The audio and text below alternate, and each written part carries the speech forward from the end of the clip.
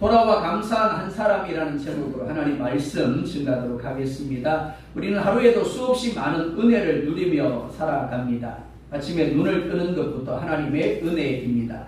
밤새 심장이 한 번도 쉬지 않고 뛰어주었기 때문에 우리는 새로운 아침을 맞이할 수 있습니다.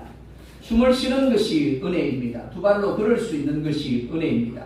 일터에서 일을 할 수 있는 것이 은혜이고 학교에서 공부를 할 수 있는 것이 모두 하나님의 은혜입니다. 하지만 사람들은 은혜를 오래 누리다 보면 그것을 은혜로 여기지 아니하고 당연한 것으로 여기는 경향들이 있습니다.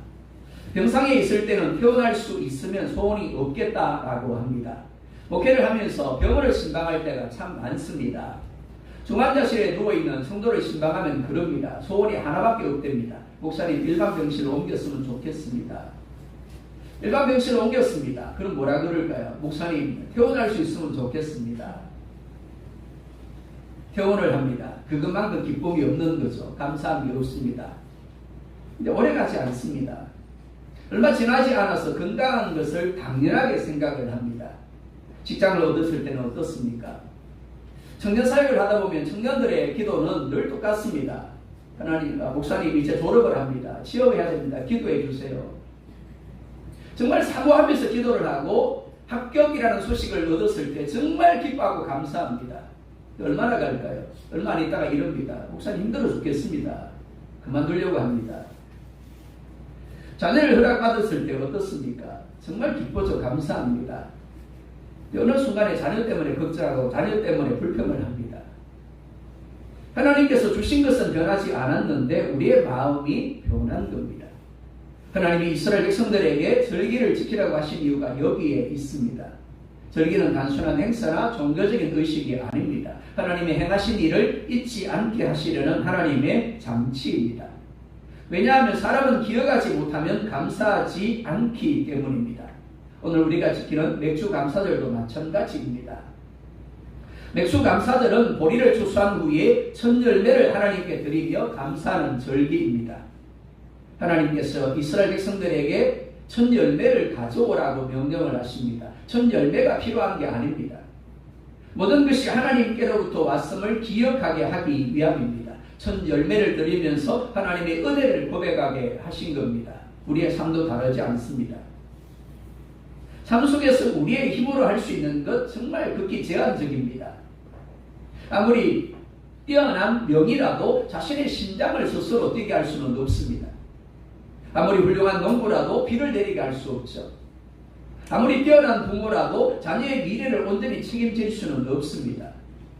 우리가 통제할 수 있는 것은 아주 작은 부분뿐입니다. 나머지는 모두 하나님의 손 안에 있는 겁니다. 우리의 삶의 어떤 순간도 하나님의 은혜가 베풀어지지 않은 순간이 없고 하나님의 은혜가 필요 없는 순간도 없습니다. 우리가 범사에 감사할 이유가 바로 여기 있습니다. 첫 번째 같이 읽습니다. 시작. 11절에서 13절입니다. 시작.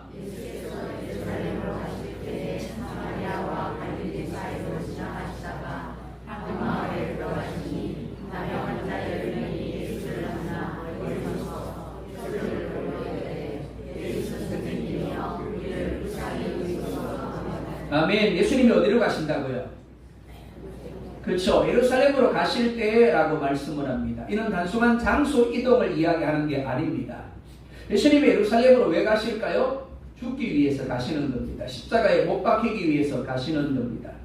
그 여정 중에서 예수님이 한 무리의 사람들을 만나게 되었습니다. 그들이 누구라고요? 나병 환자 몇 명이요? 10명이라고 말씀을 합니다. 우연한 만남일까요? 아닙니다. 하나님이 의도하신 만남입니다. 이를 통하여 우리 가운데 말씀하고자 하시는 겁니다. 당시 유대 사회에서 나병은 단순한 피부 질환이 아닙니다. 전염병이 아닙니다.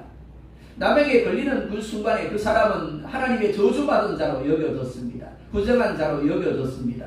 그로 인하여 가족을 떠나야만 했습니다. 마을에서 내어 쫓겼습니다. 심지어 성전에 들어갈 수도 없었습니다. 한마디로 하나님께 버림을 받고 사람에게 버림받은 존재가 되어지는 겁니다. 그런데 그런 이들이 예수님이 지나간다는 소식을 듣고 예수님께로 나옵니다. 그리고 예수님께 큰 소리로 외칩니다. 이들은 예수님이 사마리아와 갈릴리 사이에 있는 한 마을에 들어가시자 예수님께로 나아왔습니다. 그런데 그들이 예수님께 가까이 가지 않습니다. 단지 멀리 서서 소리를 높여 자신들을 불쌍히 여겨달라고 할 뿐입니다. 왜 그랬을까요? 왜 예수님께로 가까이 갈 수가 없었을까요? 부정한 자였기 때문입니다. 하나님이 사람을 만드실 때 하나님의 형상대로 만드셨습니다. 하나님이 그렇게 하신 것은 하나님과 함께하며 교제하게 하기 위함입니다. 그런데 하나님이 금하신 선악과를 따먹습니다. 그리고는 아담과 하와가 하나님 앞에 나아가지 못합니다. 하나님을 두려워하여 오히려 숨습니다. 그리고 결국 에덴 동산에서 쫓겨나게 되어졌습니다. 하나님과의 관계가 깨어진 겁니다. 하나님과 가까이 할 수 없는 존재가 되어진 겁니다. 육적인 나병으로 인하여 이들은 성전에 나아갈 수가 없었습니다. 사람들에게 가까이 나아갈 수 없었죠. 마찬가지로 영적인 나병이 우리를 하나님으로부터 멀어지게 만든 겁니다. 사랑 여러분, 죄는 하나님과의 관계를 끊어버립니다. 뿐만이 아닙니다. 사람과의 관계도 무너뜨립니다. 죄는 기쁨을 빼앗아가고 자유를 빼앗아갑니다. 그리고 결국에는 우리를 죽음에 이르게 하고 영원한 지옥에 이르게 합니다. 우리 모두는 영적인 나병 환자였습니다. 겉으로는 괜찮아 보였을지 모릅니다. 멀쩡해 보였을지 모릅니다. 하지만 하나님 앞에서 모두가 죄인이었습니다. 그런데 오늘 말씀에서처럼 예수님이 우리를 먼저 찾아오셨습니다. 그런데 왜 10명일까요? 성경에서 10은 많다라는 의미입니다. 10, 100, 1000 이 모든 것이 다 많다라는 상징적인 의미를 가지고 있습니다. 그러니까 이 10명은 영적 나병 환자된 이들, 우리를 상징하는 것으로 이해할 수 있는 겁니다. 10명의 나병 환자들은 멀리 서서 예수님을 향하여 소리를 지릅니다. 어떻게 해요? 예수 선생님이여 우리를 불쌍히 여기소서 합니다. 이들은 예수님을 향하여 나병으로 인하여 무너진 자신들의 피부를 고쳐달라고 하지 않았습니다. 불쌍히 여겨주십시오 라고 했습니다. 불쌍히 여기다라는 단어는 헬라어로 엘레에오라는 단어를 씁니다. 하나님의 자비를 나타낼 때 쓰는 단어입니다. 그러니까 뭐라고요? 자비를 베풀어 주세요라는 이야기입니다. 누구에게요? 하나님께요. 육적인 질병을 고치는 것이 본질이 아닙니다. 불쌍히 여김을 받는 것이 본질입니다. 많은 이들은 단지 질병만 고치면, 문제만 해결되면, 상황만 바뀌면 그만이라고 생각을 합니다. 정말 그럴까요? 한번 물어볼까요? 예수님이 3년 동안 수많은 곳을 다니면서 수많은 병자들을 고쳤습니다. 수많은 이적을 나타내셨죠. 예수님이 주는 떡을 먹었습니다. 예수님이 주는 생선을 먹었습니다. 그들이 죽었겠죠. 그 다음에 그들이 어디 갔을까요? 예수님이 주는 떡을 먹었는데, 예수님이 주는 생선을 먹었는데, 예수님 때문에 질병이 나음을 입었는데, 그들은 지금 이후에 어디 갔을까요? 지옥에 갔겠죠. 그들은 단지 육적인 질병만 고쳐지면 된다라고 여겼습니다. 고쳐주세요. 단지 문제만 해결되면 된다고 여겼습니다. 문제 해결해 주세요. 상황만 바뀌면 된다라고 여겼습니다. 상황 바꿔주세요. 그리고 예수님을 떠나가 버렸죠. 인생의 본질적인 문제는 영적인 문제입니다. 죄의 문제입니다. 하나님께 불쌍히 여김을 받지 못하는 것이 문제입니다. 그러니까 먼저 영혼이 잘 되어야 하고 영적인 문제, 죄의 문제가 해결되어야 합니다. 즉 불쌍히 여김을 받아야 하는 겁니다. 그러기 위해서 자신이 영적으로 비참한 나병 환자인 것을 깨달아야 하고 인정해야 합니다. 자신이 어떤 존재인가를 올바로 인식하지 못하는 사람은 예수님을 필요로 하지 않을 겁니다. 그리고 예수님께로 나아가지 않겠죠. 예수님을 향하여 불쌍히 여겨달라고 말하지 않을 겁니다. 이들이 예수님께로 왜 나아갔을까요? 자신들이 부정한 자이고 예수님만이 자신들을 불쌍히 여길 수 있다라고 믿었기 때문입니다. 미리 그들은 예수님을 예수 선생님이라고 부르고 있습니다. 선생이라고 번역된 이 단어는 에피스타테스라는 헬라어를 씁니다. 이 단어는 두 가지 단어가 합해진 겁니다. 위에라는 의미를 가진 에피와 그리고 서다라는 말에 히스테미라는 단어의 합성어입니다. 위에 서 있는 분이라는 의미입니다. 영적 권위와 지휘권을 가진 주인이라는 것. 그리고 다스리는 분. 그런 의미거든요. 오늘 본문에서도 비록 선생이라고 번역되어져 있지만 주인, 지도자라는 의미로 이해하는 것이 더 맞겠습니다. 그러니까 이렇게 부르는 겁니다. 예수 주인님. 지금 10명의 나병 환자들은 예수님이 자신들의 인생을 주관하고 다스리는 주인임을 인정하고 있는 겁니다. 사랑 여러분, 믿음은 여기서 시작되어집니다. 내가 인생의 주인이 아니라 예수님이 나의 주인이심을 깨닫고 인정하는 겁니다. 나의 삶의 답이 내게 있지 않고 예수님께 있음을 인정하는 겁니다.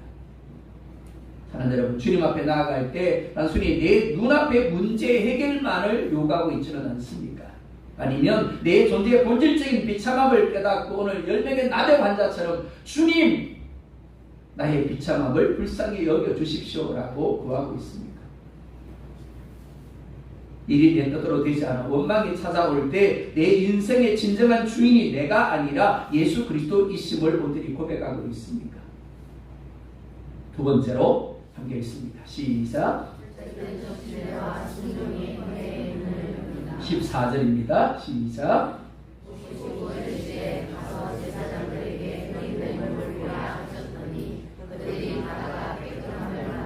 아멘. 예수 선생님이여 우리를 불쌍히 여겨주십시오 라고 했습니다. 보통의 경우 예수님 어떻게 하십니까? 손을 얹어 기도하시거나 아니면 어떻게 해요? 어떤 행위를 하셨겠죠. 그리고 그들을 치료해 주셨을 겁니다. 그런데 예수님이 뜻밖의 행동을 하십니다. 이렇게 말씀하세요. 제사장들에게 가서 너희 몸을 보이라. 예수님이 어떤 행동을 한 적이 없습니다. 아무것도 하지 않았어요. 그런데도 가서 제사장들에게 너희 몸을 보이라 라고 하십니다. 레위기서를 보면 나병 환자가 병이 들었을 때 그 병을 진단하는 사람이 제사장입니다. 그 병이 나았을 때 나았다라고 확인해 주는 사람이 제사장입니다. 그러면 어떻게 해요? 쫓겨났던 동네로 들어가는 겁니다. 성전에 들어갈 수 있는 겁니다. 가족과 함께 할 수 있는 거죠. 그러니까 지금 예수님이 가서 제사장들에게 너희 몸을 보이라 하는 것은 뭐라고요? 병이 나았다라는 겁니다. 근데 현실은 어떻습니까? 분명히 예수님은 나았으니까 가서 제사장에게 보이라라고 하는데 현실은 여전히 고름이 흐르고 있는 겁니다. 손가락과 발가락이 문드러진 나병 상태 그대로인 겁니다. 변한 것이 하나도 없는 거죠. 사역을 하면서 병든 이들을 위해 기도할 때가 있습니다. 기도하다 보면 알아요. 하나님이 지금 이분을 고치시는구나, 고치시지 않는구나가 느껴집니다. 왜냐하면 흘러가는 게 느껴지기 때문입니다. 근데 문제가 뭐라고요? 예수님의 이름으로 기도합니다. 하면은 눈 떴어요.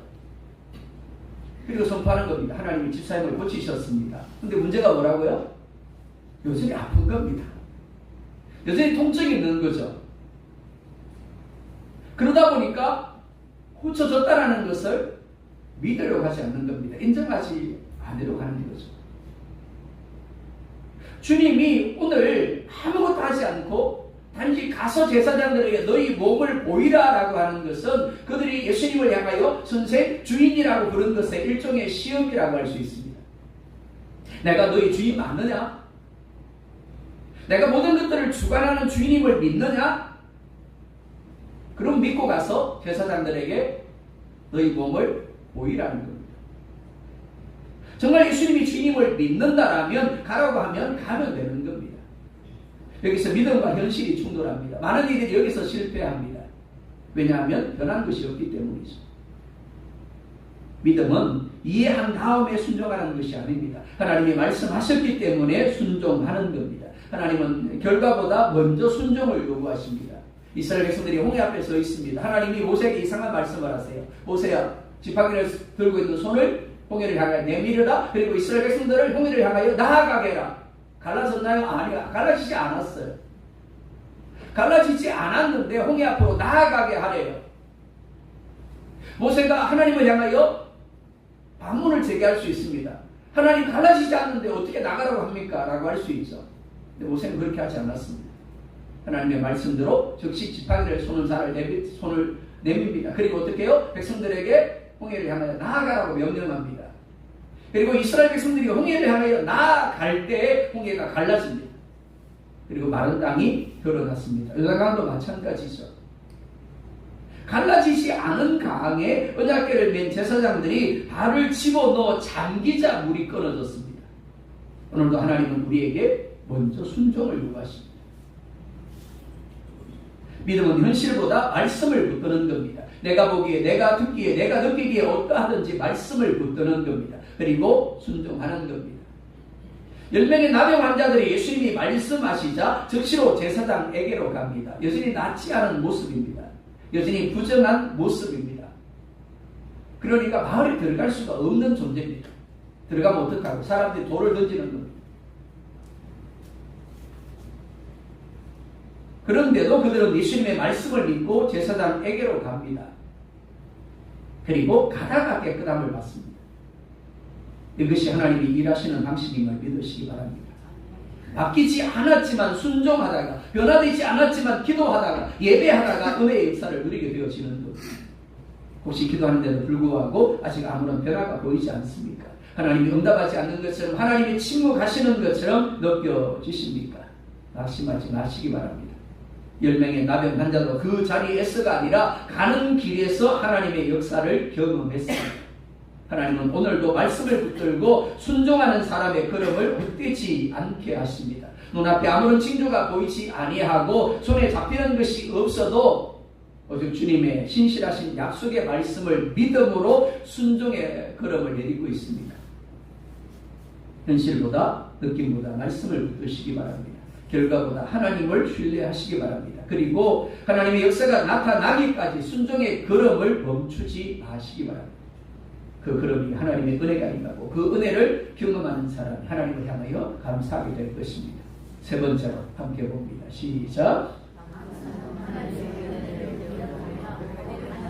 15절 16절 봅니다. 시작.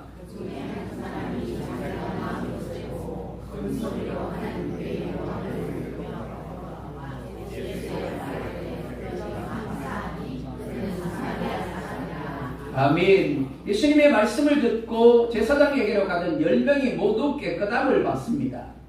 10명의 나병 환자가 길을 가다가 모두 깨끗하게 되어진 겁니다. 그런데 오직 단 한 사람만이 가던 길을 멈춥니다.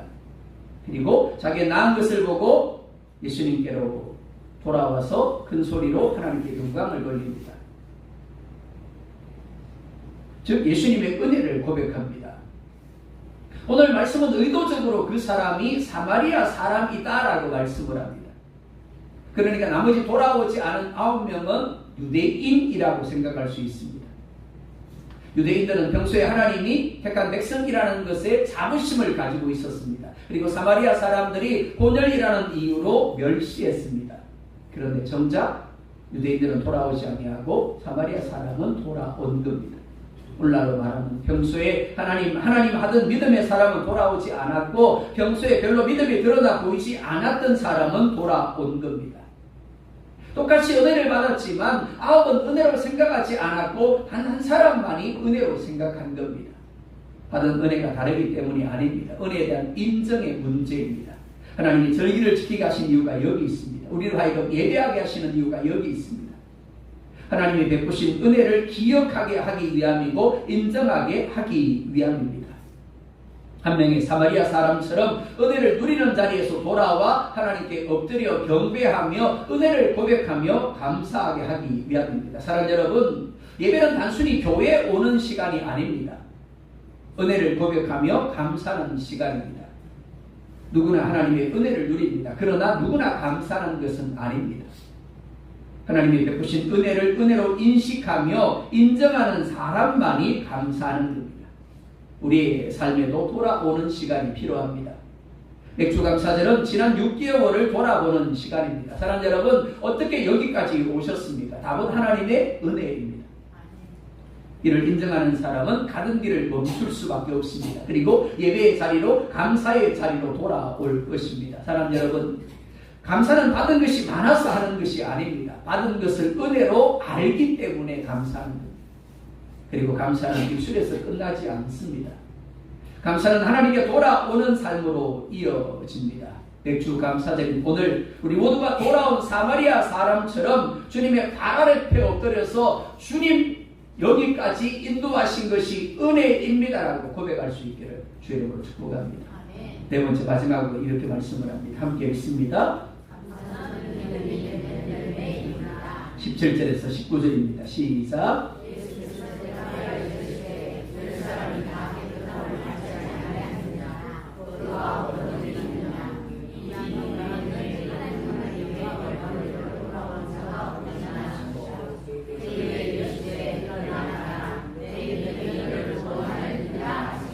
아멘. 예수님은 돌아온 사마리아 사람에게 묻습니다. 10사람이 다 깨끗함을 받지 아니하였느냐? 근데 9은 어디 있느냐? 예수님이 몰라서 묻는 걸까요? 아닙니다.